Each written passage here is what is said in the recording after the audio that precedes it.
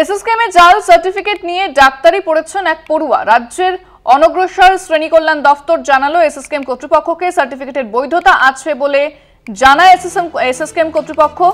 পাল্টা ব্যাখ্যা চেয়ে অনগ্রসর শ্রেণী কল্যাণ দপ্তরকে চিঠি এসএসকেএম এর। রাজ্যের অনগ্রসর শ্রেণী কল্যাণ দপ্তর জানালো এসএসকেএম কর্তৃপক্ষকে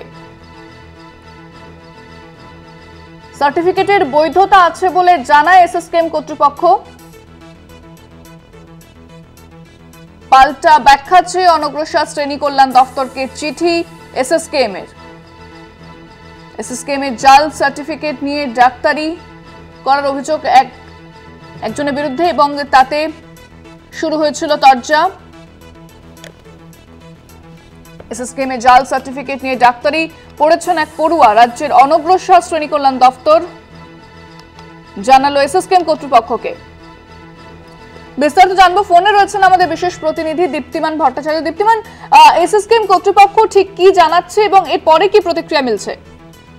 দেখো, এখনো পর্যন্ত যেটা জানা যাচ্ছে যে রাজ্যের অনগ্রসর শ্রেণী কল্যাণ দপ্তরের পক্ষ থেকে কিন্তু জানিয়ে দেওয়া হয়েছিল এসএসকেএম কর্তৃপক্ষকে যে যেই স্টুডেন্টকে নিয়ে এতদিন অভিযোগ ছিল এবং তার যে অ্যাডমিশন প্রক্রিয়া কি বাতিল হলো না কি হলো সেই বিষয়ে জানতে চাওয়া হয়েছে। ইতিমধ্যে এসএসকেএম এর থেকে কিন্তু যে পুরো বিষয়টি জানতে চাওয়া হয়েছে এবং এখানে যেটা জানতে চাওয়া হয়েছে সেটা হলো কাস্ট সার্টিফিকেট নাম্বার, ছাত্রের নাম এবং বাবার নাম বলে যেটা উল্লেখ করা হয়েছে তার মধ্যে কিন্তু বিস্তার ফারাক রয়েছে।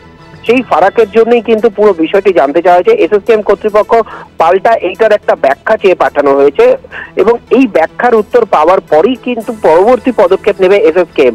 ইতিমধ্যে এই বিষয়টি নিয়ে এসএসকেএম হাসপাতালের ডিরেক্টরের সঙ্গে কথা বলা হয়েছে, সবকিছু বিষয়গুলো খতিয়ে দেখা হচ্ছে।